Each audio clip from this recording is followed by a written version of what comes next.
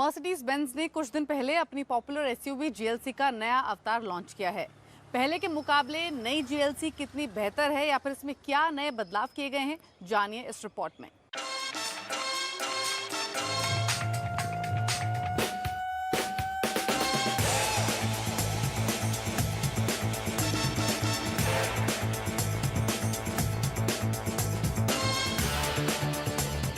भारत में Mercedes 8 SUV बेचती है और आपको पता है कि मर्सिडीज की सबसे ज़्यादा पॉपुलर और सबसे ज़्यादा बिकने वाली एसयूवी कौन सी है?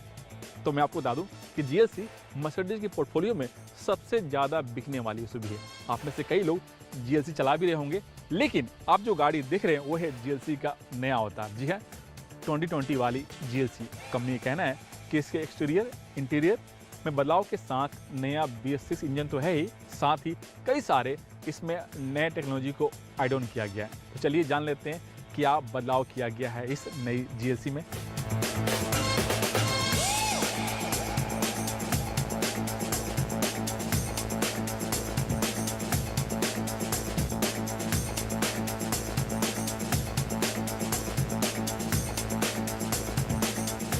लुक की बात करें तो इससे पहले के मुकाबले मस्कुलर शेप दिया गया, जबकि इसके डायमेंशन में कोई भी बदलाव नहीं किया गया। जो क्रोम का इस्तेमाल है वो पहले से ज़्यादा है, चाहे वो ग्रिल में हो या फिर लोअर बम्पर में या फिर विंडो के चारों तरफ क्रोम का इस्तेमाल आपको मिल जाएगा। जो इसका हेडलैम्प है वो नए शेप में और इसके अंदर हाई परफॉर्मेंस एलईडी लाइट लगाया गया, जबकि पहले यहाँ पर बीम एलईडी लाइट हुआ करता था। जो इसका ग्रिल है वो भी अब नए शेप में है और जो इसका लोअर बम्पर है उसके अंदर आपको क्रोम का प्लेट मिल जाएगा, जबकि पहले यहाँ पर क्रोम का प्लेट नहीं हुआ करता था। फ्रंट लुक के साथ जो इसका रियर लुक है उसमें भी बदलाव किया गया। जो इसका टेल लाइट है उसके अंदर दिए गए फंक्शन वो पूरी तरह से बदल गया है। जैसे एस और जो ई क्लास में मिलते हैं उसी तरह का इसके अंदर भी वो लाइट लगाया गया है। जो इसका लोअर बम्पर है उसमें भी बारीकी से काम किया गया, ब्लैक और क्रोम का इस्तेमाल किया गया है। जो इसका एग्जॉस्ट का जो डिज़ाइन है वो भी अब नए शेप में। लेकिन इंटीरियर में क्या बदला गया है, चलिए वो भी जान लेते हैं।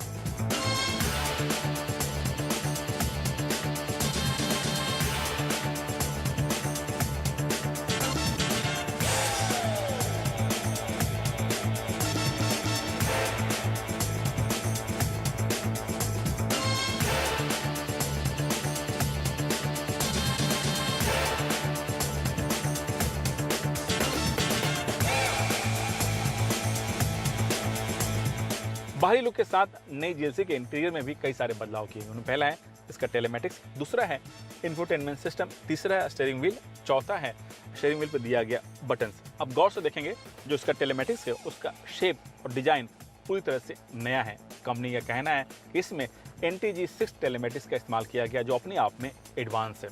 जो इसका इंफोटेनमेंट सिस्टम है उसमें 10.25 इंच का HD स्क्रीन है, जिसे आप टच के सहारे ऑपरेट तो कर ही सकते हैं, साथ ही वॉइस कमांड के सहारे भी आप इसे ऑपरेट कर सकते हैं। और तीसरी बात, जो इसका टेलेमेटिक्स है उसके सहारे भी आप इसे ऑपरेट कर सकते हैं। और चौथी बात, जो इसका स्टीयरिंग व्हील है उस पर दिया गया बटन, उसके सहारे भी आप इसे आसानी से ऑपरेट कर सकते हैं। जो इसका स्टीयरिंग व्हील है वो पूरी तरह से नया है और इस पर दिया गया बटन वो भी फेदर टच है। इसमें एक चीज़ और ख़ास है कि आपके फ़ोन के चार्जिंग के लिए इसमें वायरलेस चार्जर भी दिया गया है और साथ ही इसमें कई जगह C पोर्ट मिल जाएंगे। और एक चीज़ और, आप अपने फ़ोन को इस गाड़ी के साथ कनेक्ट कर सकते हैं। इसके सहारे गाड़ी को बंद करना है, खोलना है, डोर को बंद करना है, खोलना है, गाड़ी में कितना फ्यूल बचा है, गाड़ी को ट्रैक करना है, वो भी आप इस फ़ोन के सहारे कर सकते हैं। लेकिन मुझे एक चीज़ थोड़ी सी निराश लगी, वो है कि इसमें कहीं भी USB पोर्ट का चार्जिंग सिस्टम नहीं दिया गया।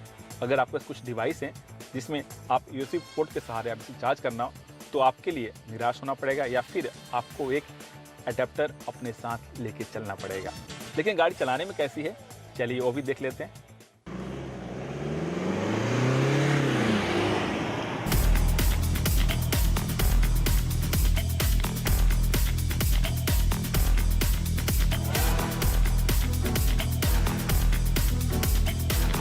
नई जीएलसी को चलाते वक्त आपको दो चीज़ का फील मिलेगा। उनमें पहला है इसका स्टीयरिंग व्हील और दूसरा इसकी परफॉर्मेंस, क्योंकि जो इसकी परफॉर्मेंस है पहले से थोड़ी बेहतर हो गई है। इसके पीछे वजह है क्योंकि इसमें नया इंजन है, वो भी BS6।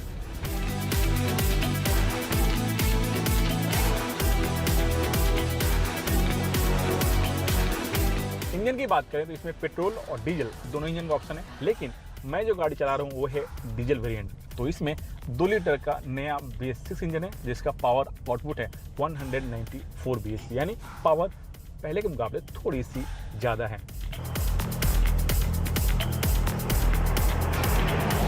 और इसी पावर की वजह से ये गाड़ी 7.9 सेकंड में 100 किलोमीटर स्पीड छू लेती है, यानी थ्रोटल खोलते ही ये तुरंत 100 स्पीड टच कर जाती है। नई GLC में आपको 4 ड्राइव मोड मिलते हैं, इको, कंफर्ट, स्पोर्ट और इंडिविजुअल। आप अपने कंफर्ट और रोड के हिसाब से मोड को सिलेक्ट कर सकते हैं और मोड चेंज होते ही गाड़ी की डायनामिक तो चेंज होती ही, साथ ही इसकी परफॉर्मेंस भी पूरी तरह से चेंज हो जाती है।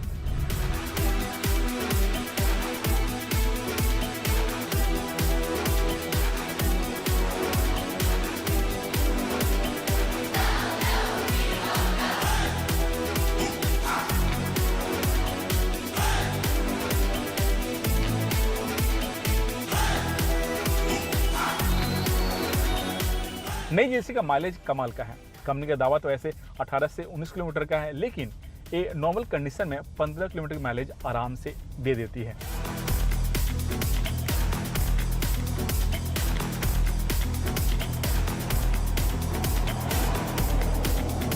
अब सबसे अहम बात कि नई GLC की कीमत कितनी है, तो इसकी कीमत शुरू होती है 52,75,000 से 57,75,000 रुपये के बीच में।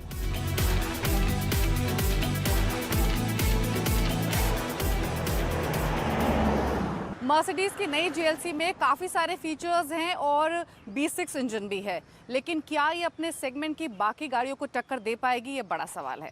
तो मर्सिडीज GLC पर तो आपने एक खास रिपोर्ट देखी, लेकिन अब हमारा फोकस रहेगा 2 व्हीलर्स पर। एक ब्रेक के लिए यहाँ रुक रहे हैं, जब ब्रेक के बाद आएंगे तो आपको ले चलेंगे होंडा SP 125 की टेस्ट राइड पर। वेलकम बैक, आप देख रहे हैं आवाज़ ओवरड्राइव। होंडा 2 व्हीलर ने 125cc सेगमेंट में एक नई बाइक SP 125 कुछ दिन पहले लॉन्च की थी। कैसी है ये बाइक और क्या ये शाइन की तरह पॉपुलर हो पाएगी, देखिए इस रिपोर्ट में।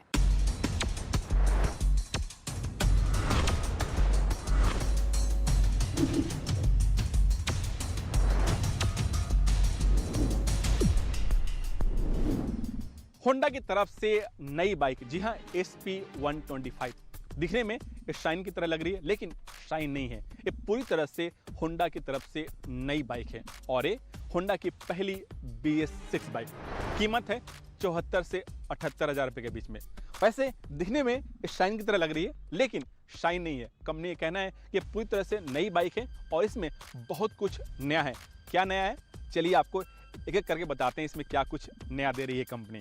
इनमें जो पहला है, इस बाइक का जो डायमेंशन पूरी तरह से नया है शाइन के मुकाबले, क्योंकि शाइन के मुकाबले इस बाइक की जो लंबाई है वो 13 mm ज़्यादा है, जो इसका व्हील बेस है वो भी 19 mm ज़्यादा है और जो इसका ग्राउंड क्लियरेंस है वो 160 mm है। इस तरह से SP 125 का जो फ्रेम है, यानी जिस फ्रेम पर इस बाइक को बनाया गया है, वो पूरी तरह से नया है।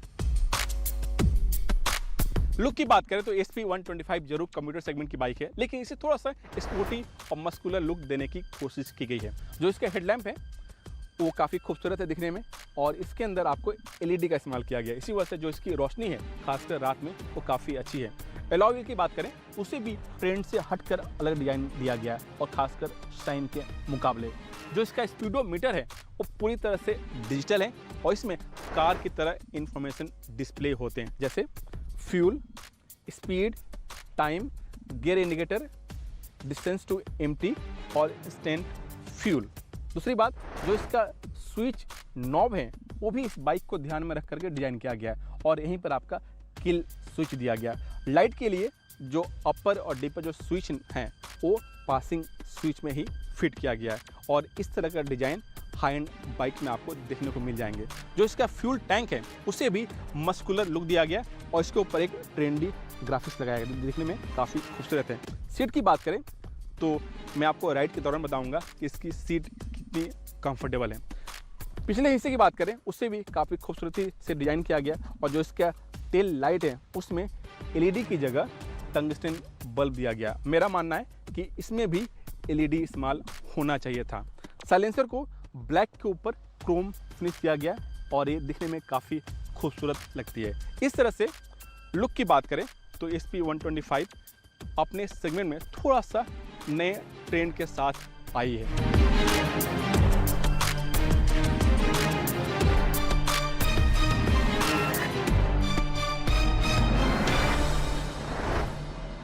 इंजन की बात करें तो SP125 में 125 सीसी का नया इंजन है और इंजन BS6 टेक्नोलॉजी पर काम करता है और जो इसका पावर आउटपुट है 10.8 bhp और इंजन 5 स्पीड गियर के सहारे काम करता है। इसके इंजन में और भी कई सारी जो टेक्नोलॉजी है वो पूरी तरह से नया है, जैसे जो इसका ACG है यानी जो स्टार्टर मोटर है वो एक्टिवा की तरह जो कि काफ़ी साइलेंट है और यही स्टार्टर इंजन को स्टार्ट भी करता है और बैटरी को चार्ज भी करता है। दूसरी बात, इंजन साइलेंट रहे इसके लिए इसके कई सारे कंपोनेंट में भी काफ़ी काम किया गया और दूसरी बात, कंपनी ये कहना है कि जो इसकी माइलेज है शाइन के मुकाबले 16% ज़्यादा है। तो इसका एक्चुअल माइलेज कितना है राइड पे दौरान बताऊंगा आपको, साथ ही इसकी परफॉर्मेंस कैसी है, चलाने में कैसी है, इसकी हैंडलिंग कैसी है, चलिए वो भी देख लेते हैं।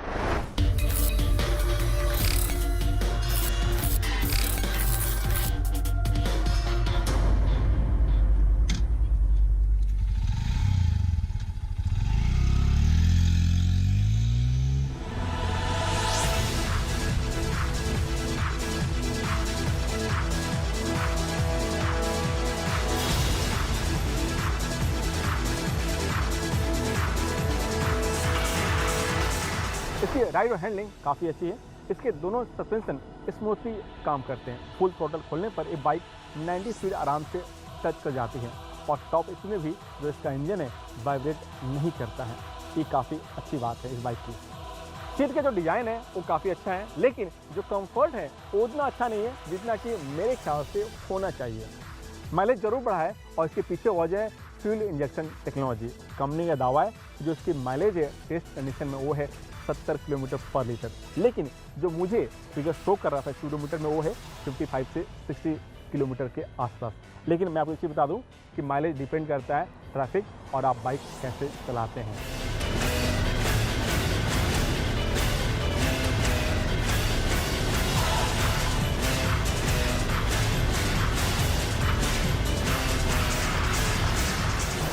और सबसे बड़ा सवाल कि इस बाइक को लेनी चाहिए नहीं, तो मेरा मानना है कि अगर बजट थोड़ा सा ज़्यादा है और आप BS6 वाली बाइक खरीदना चाहते हैं और थोड़ी सी स्पोर्टी लुक वाली, तो आपके लिए होंडा SP125 एक बेस्ट ऑप्शन हो सकता है।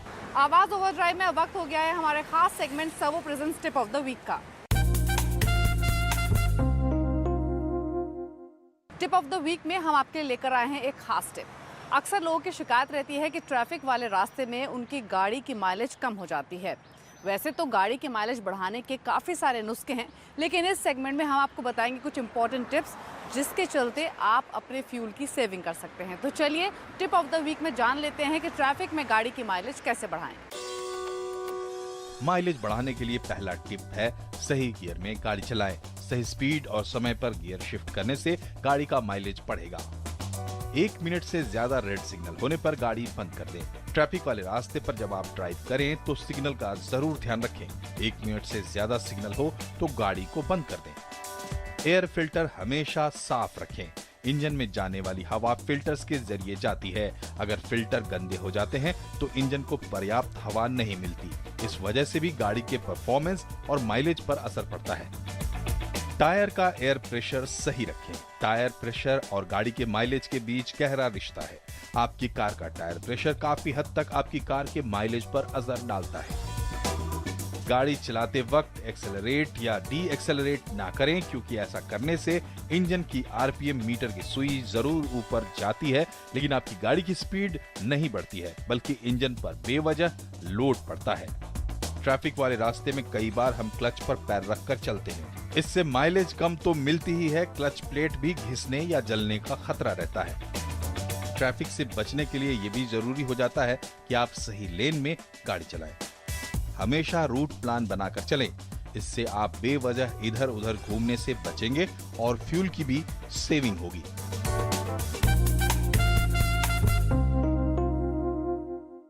अभी वक्त हुआ एक ब्रेक का। ब्रेक के बाद मशहूर ऑटो एक्सपर्ट टूटू धवन आपको बताएंगे MG हेक्टर, किया सेल्टोस और Hyundai क्रेटा में से कौन सी गाड़ी आपको लेनी चाहिए। साथ ही आपके सभी सवालों को शामिल करेंगे जो आप हमारे ओवरड्राइव के फेसबुक पेज पर भेजते हैं। तो अभी एक ब्रेक, जल्द वापस आते हैं।